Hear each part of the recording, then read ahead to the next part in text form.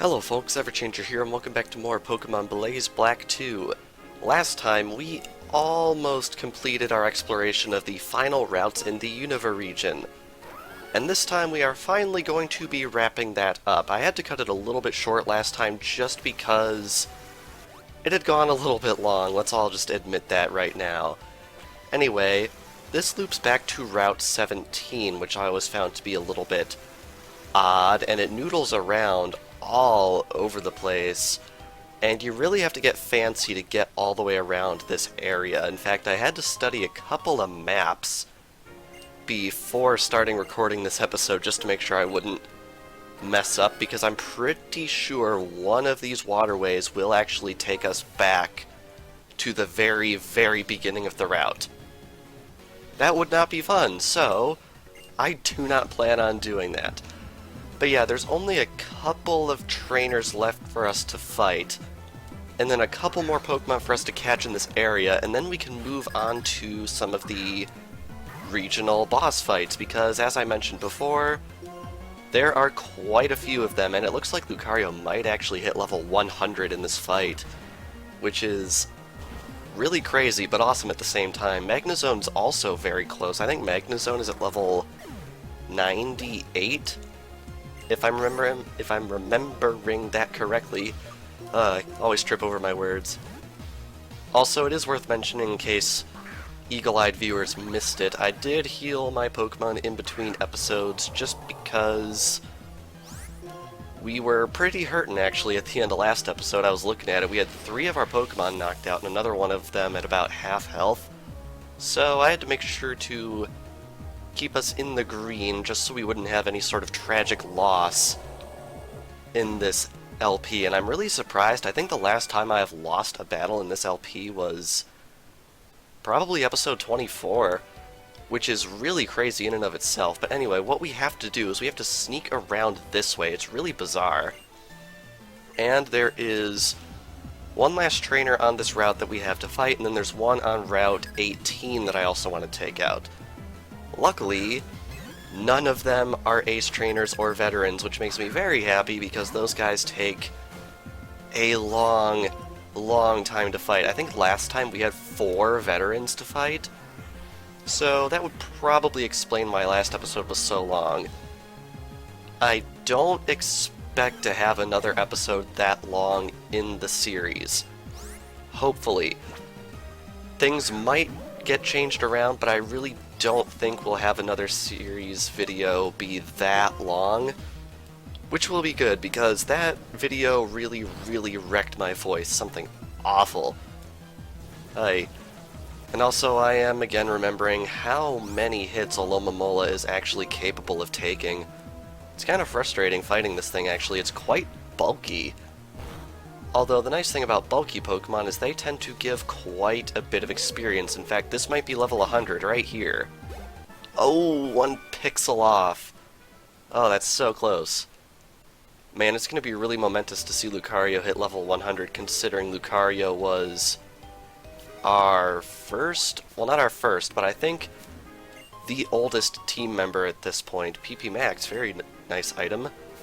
Definitely worth noting because I think, yeah, I'm pretty sure there are no Pokemon on our team that we obtained before we obtained Lucario, so it's really indicative of how far we've come in this series.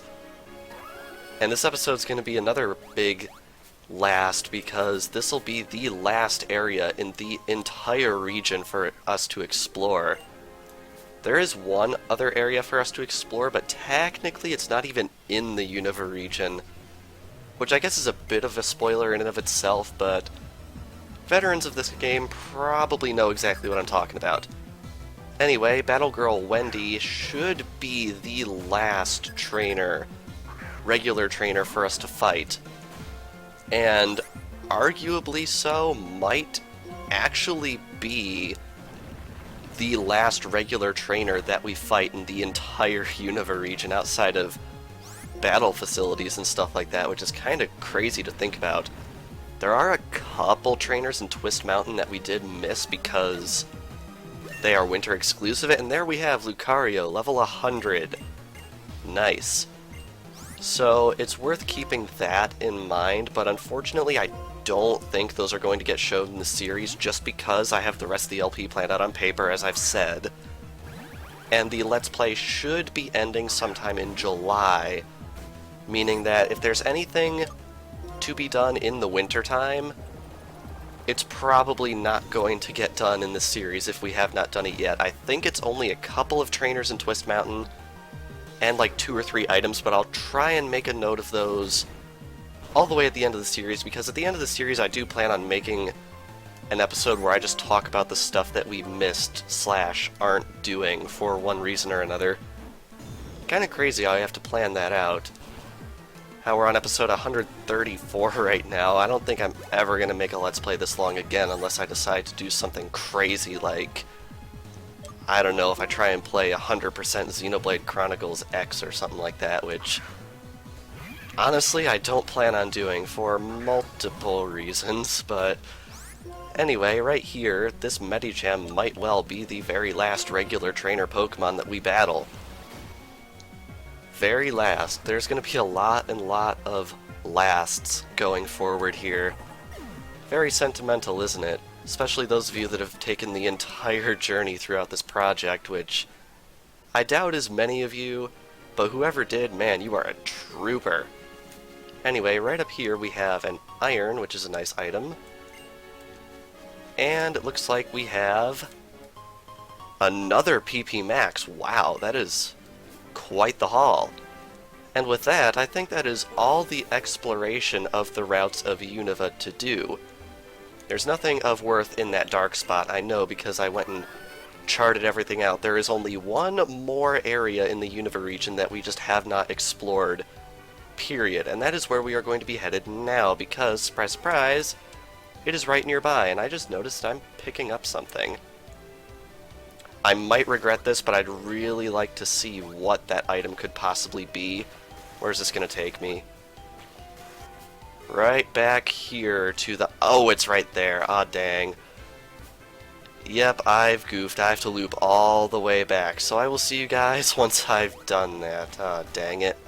One thing I did forget to mention last episode is there is a hidden grotto right here.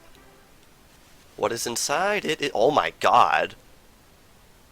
That is astoundingly rare. Okay, I will definitely take it. Wow, I was not expecting to run into a Dragonite this episode, but wow, that is lucky. I don't know what rarity tier it's in, but like, it's a freaking Dragonite. It's gotta be quite rare. Wow.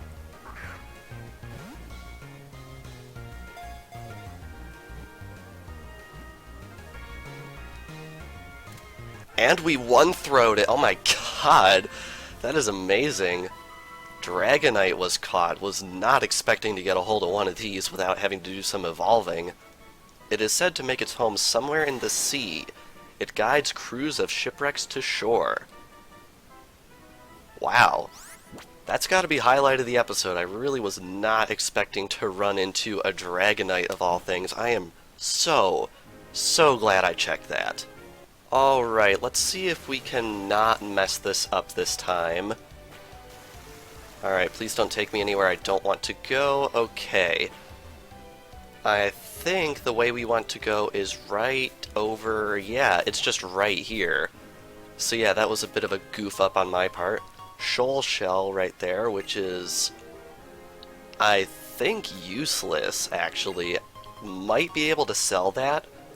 Can definitely sell the Pearl String, though. That is a really good item. Alright, after that unfortunate and yet fortunate at the same time detour, right over here is the final area of the Unova region. This is the P2 laboratory. Oh, it's just you. Neither Getsis nor Colress changed me. I guess I'm the only one who can change myself. Very wistful.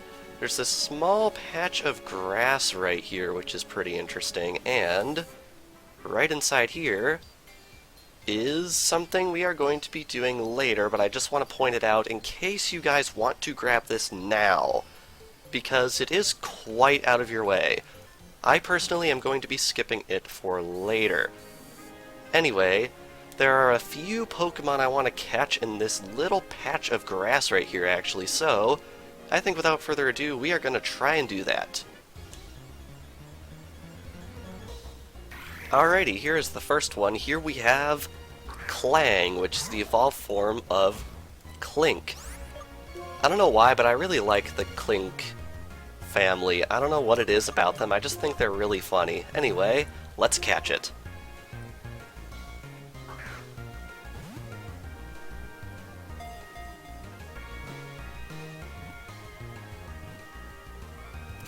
One throw again, I am definitely in favor of that.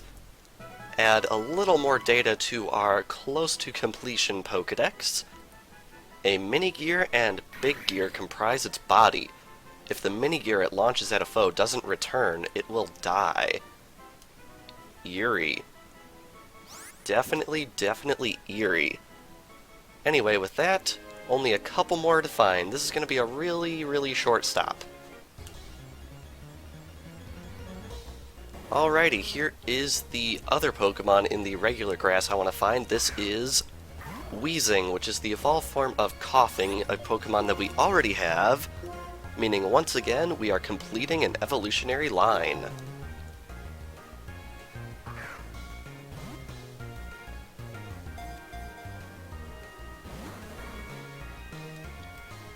Or not. Oh, crap. I'm so glad this isn't a 5% encounter. It's actually a 10% encounter, so it's not too terrible, but at the same time... Come on, really?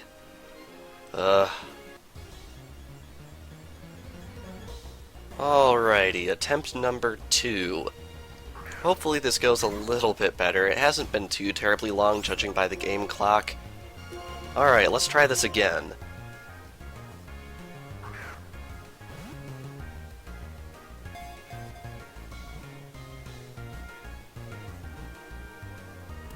There we go, Wheezing was caught.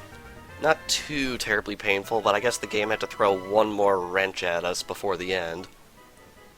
Inhaling toxic fumes from trash and mixing them inside its body lets it spread an even fouler stench. Pokemon like this are the ones that kinda make me glad that Pokemon don't exist in real life.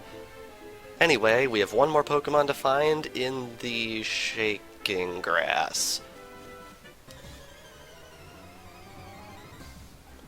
That was actually incredibly quick. That is encounter number 2, and this is a 5% encounter rate. I will definitely take that. Here we have Clang, and you'll notice I switched to Mandibuzz. That is because some of the Pokemon here have Magnet Pull, and I had Lucario out front, so yeah, not a difficult choice to make.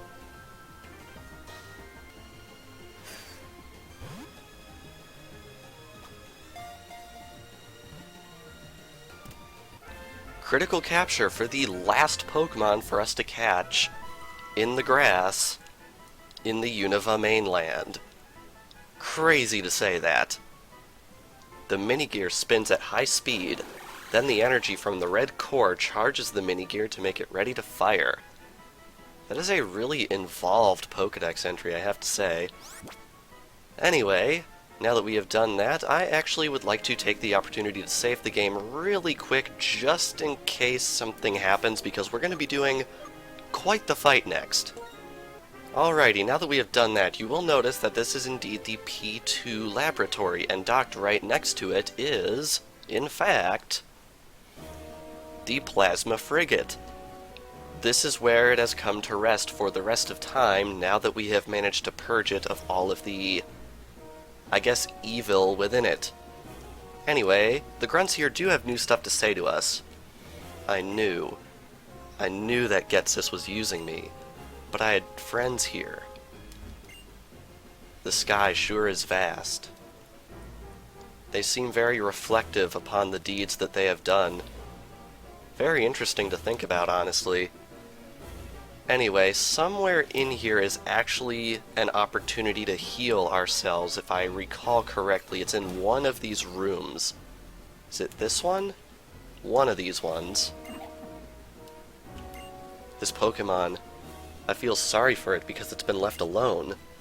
What should I do? Should I ask the guys in Driftveil City to take care of it? A lot of really interesting dialogue in this area, how they all seem genuinely remorseful for what they have done. Quite fascinating, actually. Alright, I know we can heal in one of these, and I'd really like to heal up before proceeding onwards. It's one of these rooms, I know it. I don't know why it's only one of these rooms instead of all of them, but I guess they couldn't really make it too easy for us. Unless I'm actually crazy and we can't actually heal here, in which case... Aha, here we go. Nice. Alrighty, you'll definitely want to grab a heal before proceeding onwards in this area, because, surprise, surprise, there's a bit of a boss fight coming up. I believe the way there is over this way, if I'm not mistaken. I don't think I am, but I could be mistaken. Alright, here we are. Oh, poor Kurem. It was cruelly forced to work. It must have felt terrible. Interesting indeed. Anyway, I believe it's this warp tile will take us to the helm, where indeed Colress awaits us. Could I say that you're curious for coming clear out here? I dissolved Team Plasma. The ones who are left here are deciding what they want to do. I would like to have them decide how to live on their own. There are far more questions in this world that don't have any answers. Well then, please show me you and your Pokémon strength once again. Yep, there is indeed a rematch with Colress right here, which I think is really cool. They didn't have to do this, but they put it in here anyway, and that's one thing I really like about Black and White 2. Is there are a ton of just small extras dotted all around the world for you to find, and I just realized I really should have switched Lucario into the lead, but I think we're gonna roll with it, even though this thing is packing an Ice Beam, and that's going to hurt quite a bit. But Mandibuzz once again shows its surprising prowess of being able to take Ice-type attacks. I've honestly always been impressed by Mandibuzz's ability to take that kind of hit. One thing I'm a little bit surprised at, though, is how slow Mandibuzz tends to be. Come, satisfy my urge to battle. Indeed we shall, Colress. I gotta say, I really do like Colress. He's a fun design for a character, and his motivation for joining Team Plasma is purely because of his research and not because of any sort of malice or anything like that. I don't know. They showed him off as more of a by-the-books bad guy in the anime, which I thought was kind of disappointing, but the way he is in the game, I really enjoy seeing Colress whenever he comes around. Anyway, down goes Porygon Z, and up next comes Metagross. I think I want to switch into Victini because this guy does train mainly Steel types, and we're definitely going to want to take advantage of their weaknesses whenever we can. And it is worth noting, this is not a one-time rematch. As far as I know, and I'm like 99% sure this is the case, I believe you can rematch Colress once a day, which is pretty cool. However, the first time you defeat him, you do get something very special, so you're definitely going to want to come and do this at least once, although this is a very good place to train, although with the addition of the what are they, the gym leader rematches, they aren't, like, Colress is not as good of a choice to do some training because the gym leaders can be rematched as many times in the day as you can fit. So that's definitely something worth keeping in mind. I think I'm going to send in Magnezone right here because Rotom's one of those Pokemon that I really don't have a really good counter for that isn't level 100, because I'd like to use my Pokemon that are not yet level 100 in most fights for the next couple of episodes as much as I can, just because I'd really like to get all of our Pokemon up to level 100, because, as I've mentioned before, there's a certain set of boss fights coming up in the future that I really think we're going to need level 100 across the board to be able to excel in those fights. We could probably do it as it stands now, but I really honestly just don't want to risk it.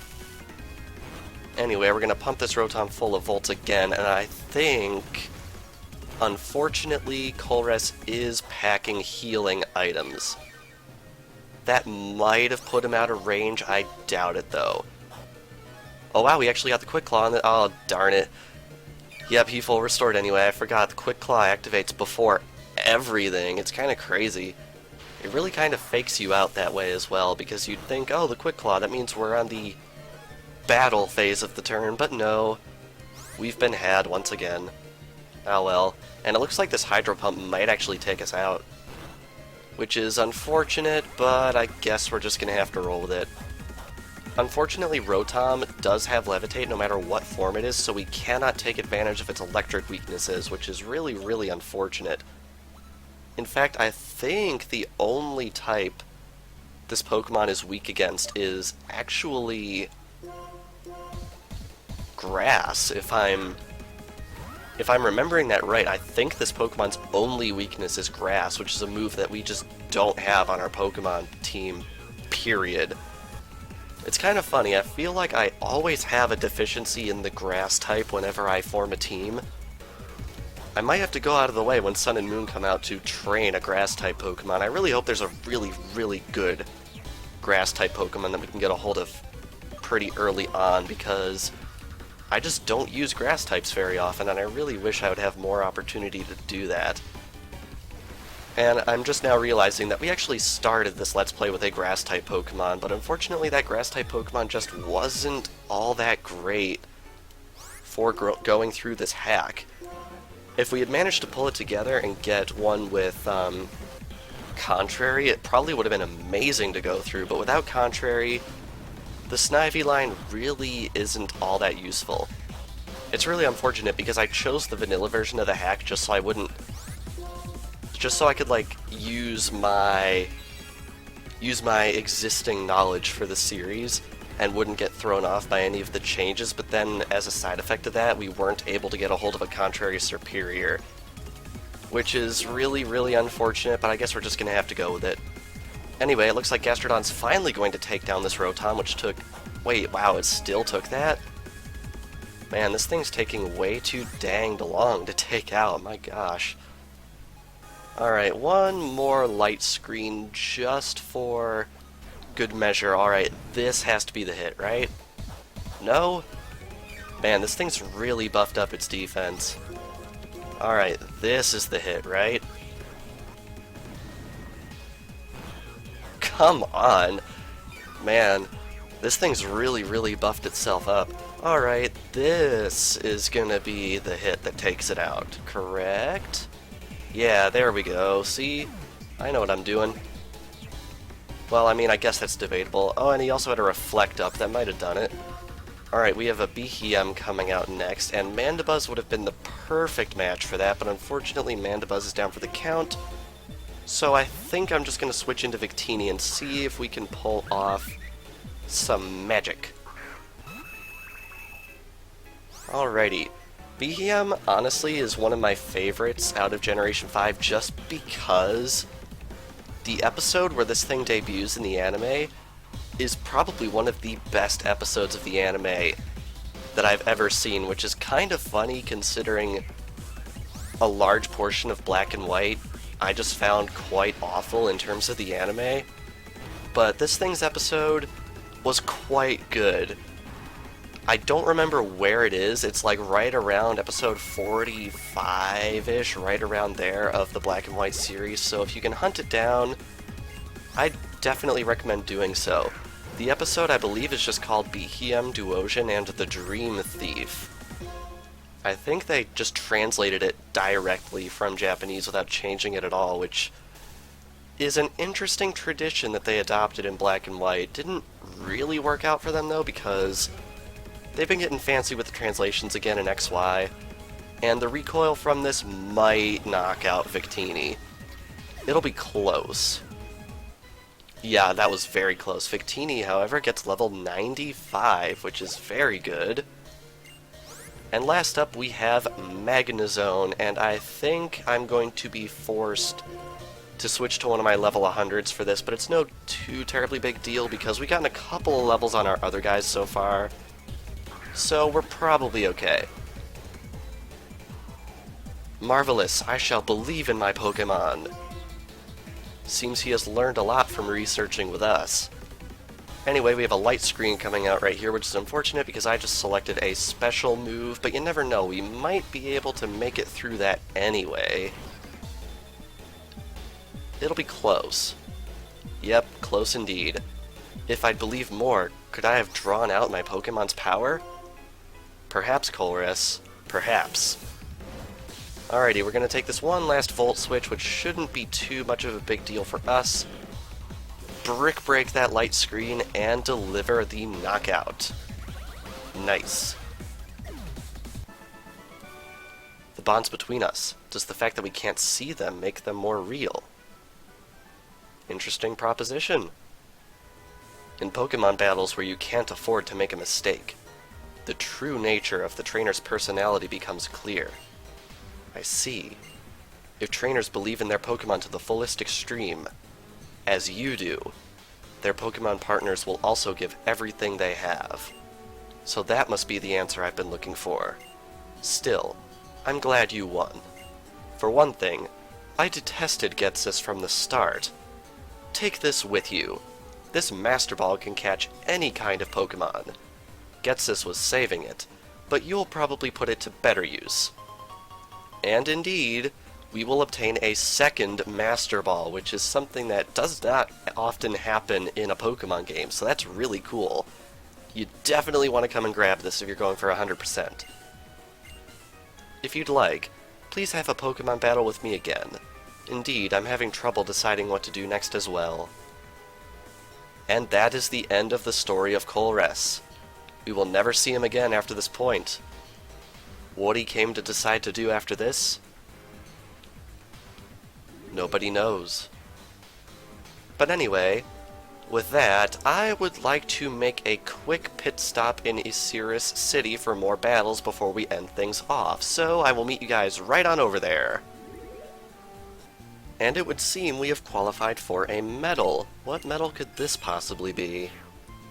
The Poison type catcher medal. That means we have caught every single Poison type in the new Unova Pokédex, which is really impressive. Wow. I think that is the second such medal we've gotten, because we also got one for Ghost types. Anyway, right over here in Osiris City, you. Congratulations. Getsis won't do anything anymore. No, to be more precise, he can't do anything anymore. That's why we won't forgive you. Battle us. I'll win. That is the only way to regain his lost heart. Yes, indeed. In addition to the rematch with Colress, you may also rematch the Shadow Triad in Osiris City. You may only do this once per season, however, which is a bit of a strange requirement, but it's definitely worth keeping in mind. Also, it is raining, which is interesting. I don't think it will always be raining in this area, so if you really need perpetual rain, you could probably get it set up to be in your favor. And wow, that did a lot of damage. Anyway, yeah, the Shadow Triad will rematch you once a season. There are 3 fights here, and I believe you have to do them gauntlet style all in a row. Otherwise, you might have a bit of trouble if you're not planning for that, because it can get pretty intense when you're doing a gauntlet of 3 fights. Now, it's worth noting each one of these fights is slightly different. You'll notice that we are doing a single battle right here, but not all of them will be like that, and I believe we also saw that way back when we fought them at the Plasma Frigate way back like 30 episodes ago now. It's kind of crazy how long it's been since we actually defeated Team Plasma. It's one of those things that you feel like would happen right at the end of a series, but honestly it happened more around 2/3 of the way through it, which is kind of insane to think about. Anyway, up next is Absol, and I think just because we're doing this gauntlet style, I'm really not going to make too much of a fuss about using my level 100 team members. Plus, there's the fact that I do plan on grinding up to level 100 anyway, in between episodes really, really soon, so basically what we want to do is we want to get as much of that work out of the way on screen as we can, but I'm not going to fuss too terribly much about it. Alright, Crobat is up next, so I think we are going to send out Magnezone to pump it full of volts, because Crobat really, really doesn't respond well to being struck by lightning. Although, to be honest, nothing really responds well to being struck by lightning, so take that how you will. This should be a one-shot. Yeah, there we go, and this might bring Magnezone up to level 99. Ooh, super close there. Alright, Scizor is coming out next. I want to send out Victini for this, because Fire-type is really, really good against Scizor, who has a quad weakness to it. I have to wonder what the math behind this hit is going to be, because it's Stab, and Expert Belt, and quad weakness, plus the fact that Victini just has a really good attacking stat for this move. Yeah, I don't think anything's going to survive that with the odds that it had. And there goes the first one. So what?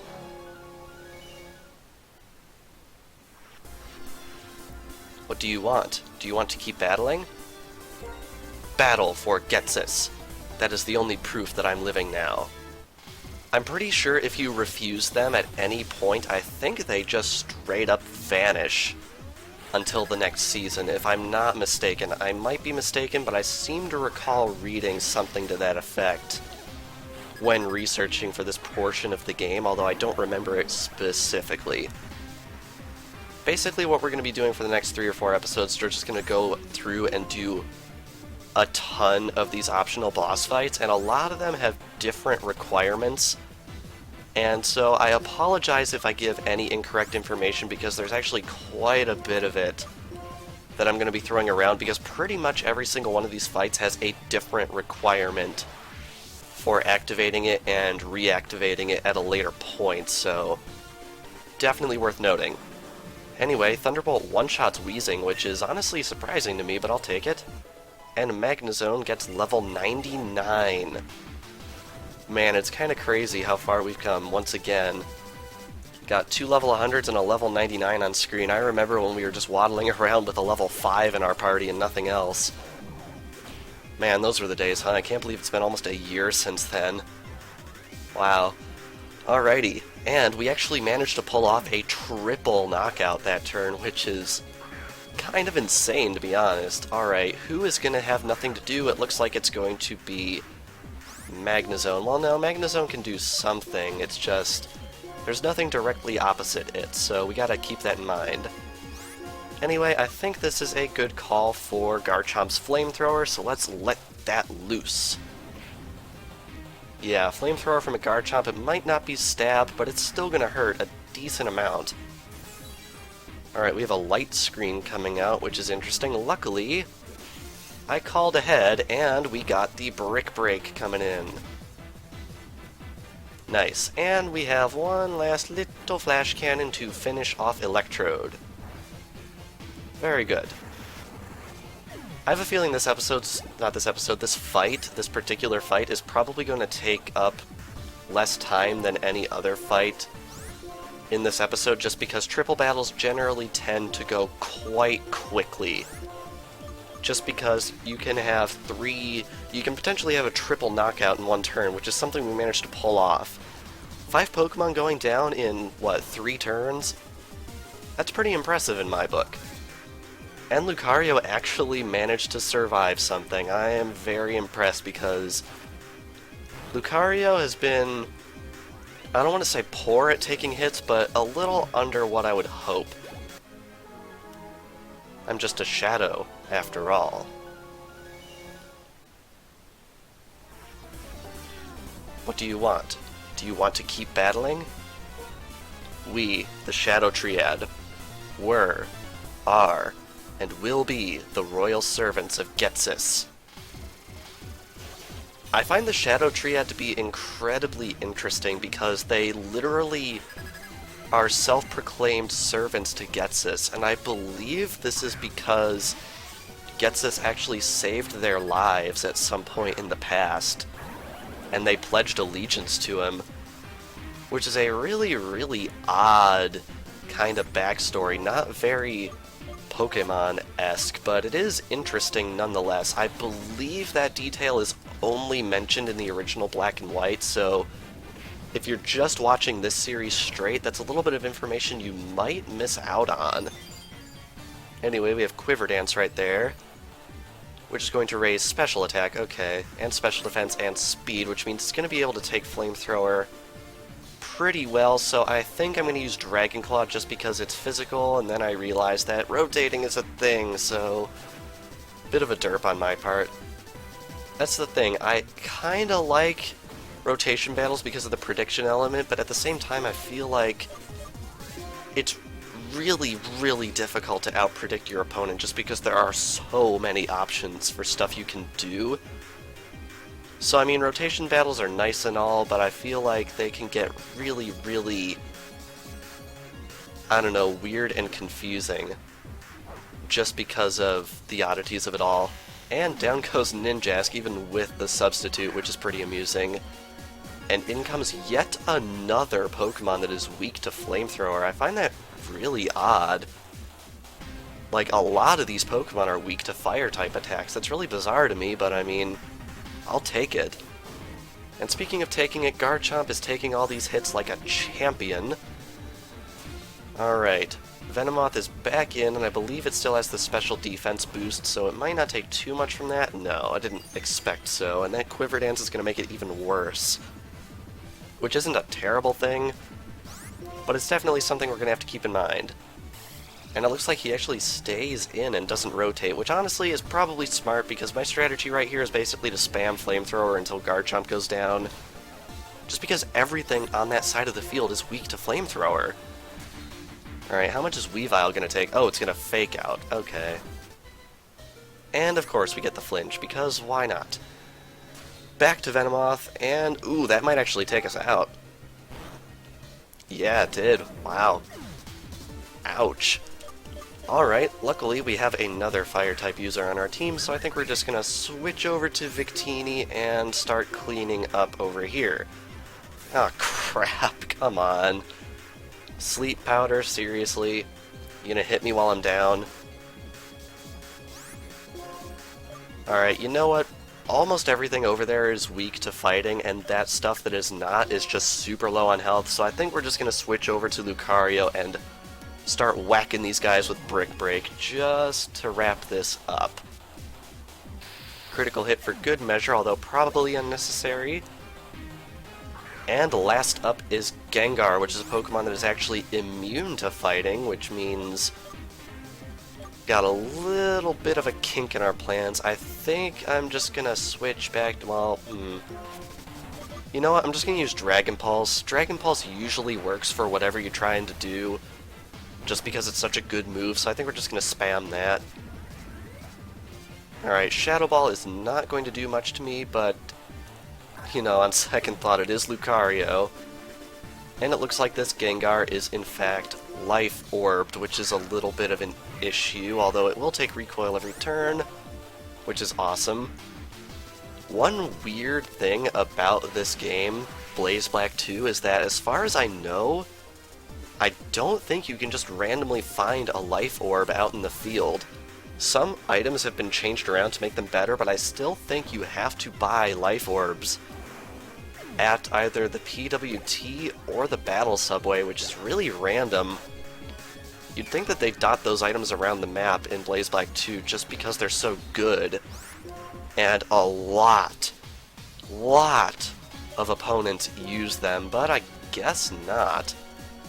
Alright, this is going to be a bit overkill. We're going to Brave Bird this Venomoth. What? Really? Bug Buzz takes me out? Ay-ay-ay.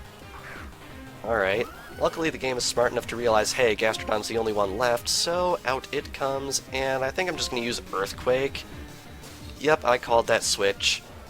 Alright, if Gastrodon goes down to Night Slash, I will be astounded. Okay. Okay, it was a critical, so I can't really fault it.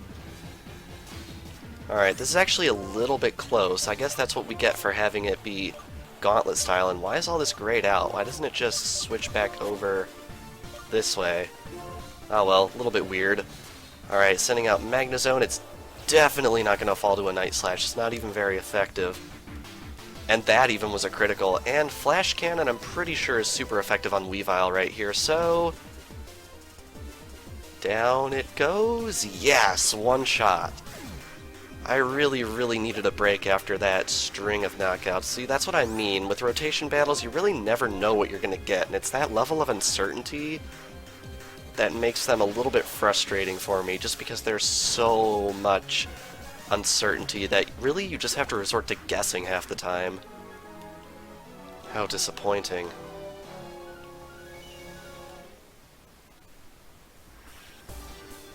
And with that, they just vanish. No more backstory about them. And right here we have a PP up for our trouble, which is very nice. Anyway, since we are in Osiris City, there is one last thing that I would like to show in this city before we move on. So I'm going to heal real quick, and then we are going to do that. Right south of the former gym here, we have this building, the Pokémon Fan Club. We've never been in here before, but there is something worth noting. Ahem. I am the chairman who loves Pokemon the most among Pokefans in the entire world. If you are a trainer, will you show me how you are raising your Pokemon with loving care? Absolutely. Oh, which Pokemon will you show me? This guy will give you different items depending on the level of the Pokemon you show him relative to the level you caught it at. I recommend bringing in a Pokemon that's been raised around 40-ish levels, just because he will give you an experience share. I don't know what he gives you for the highest amount, and I assume the highest amount would be the best. Oh, this Lucario was level 8 when you met, but now it's level 100. Man, that's just crazy. You've raised it quite well. I feel your love for this Pokemon. And we will obtain a Cleanse Tag, which is an interesting item. Personally, I feel like the experience share is better, so if you can get it, I recommend you do get it. But we've been ignoring the elephant in the room. Right here. Watching how people adore their Pokemon is an enriching experience, isn't it? You look like a very strong trainer. Would you be interested in battling my friend and I? I'm going to refuse just because I'm curious as to what Wallace says. No? Alright then, but you won't know if you can beat us until you try. It's lovely to watch people in Pokemon interacting with one another. Yet there is little Pokemon love more than battling. Would you be willing to battle against myself and my partner? Let's do it. Fabulous! Let us see it's probably supposed to be who can most elegantly dance with their Pokemon. We have fought all 8 Hoenn gym leaders over the course of our adventure. And now, in Osiris City, we come face to face with the champions of Hoenn.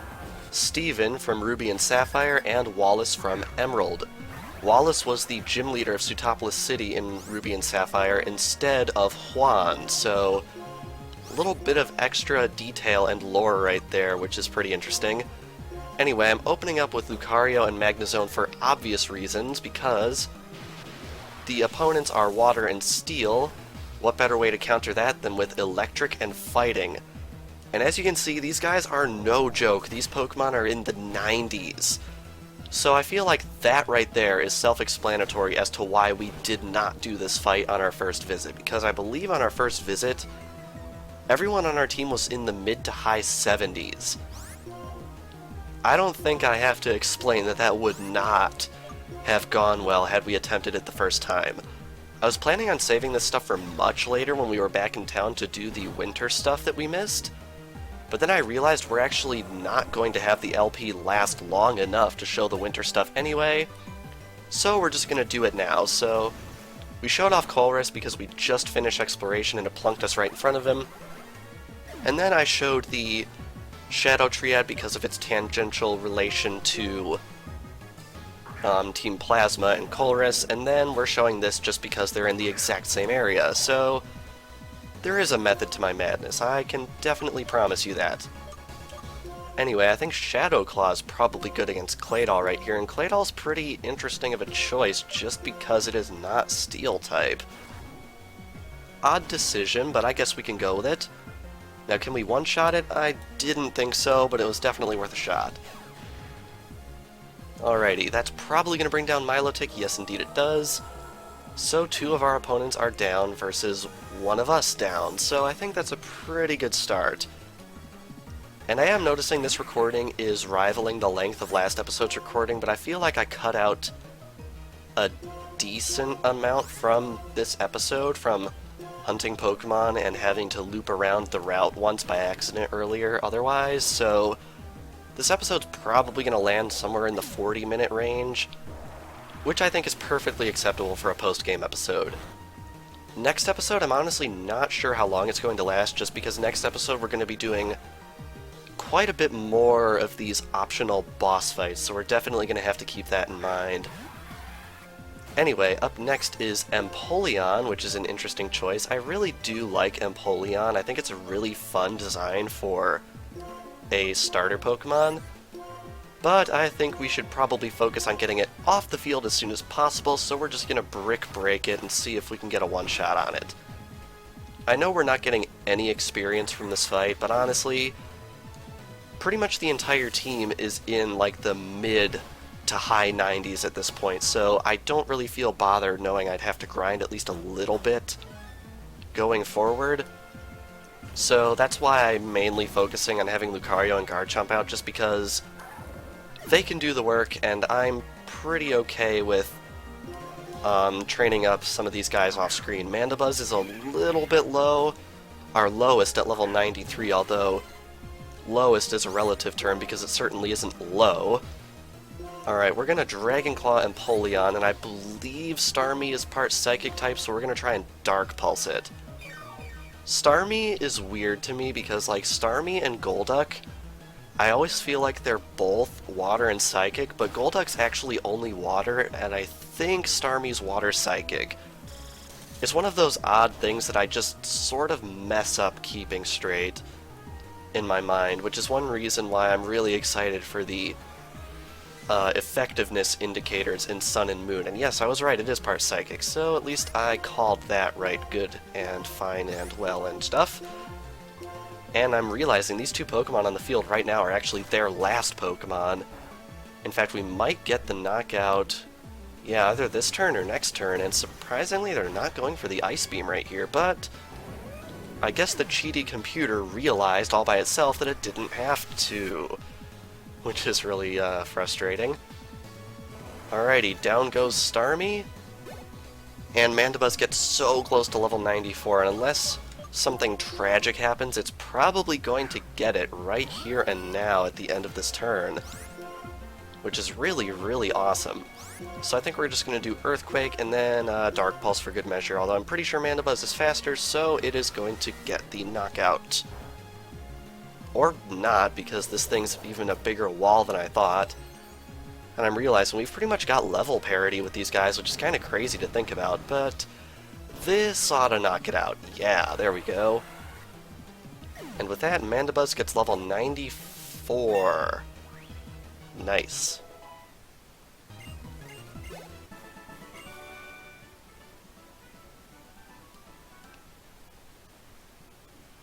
Superb. I've fallen in defeat. Truly, you have impeccable skills. Like the Hoenn Gym Leaders and the Unova Gym Leader rematches, I'm pretty sure you can rematch these guys as often as you want, multiple times a day, if you so desire. And I do have to say, that's probably a really, really good grinding spot if you have Pokemon capable of leveling their teams, although they are pretty high leveled, so if you're looking for easy button mashing grinding, you're probably not going to get it.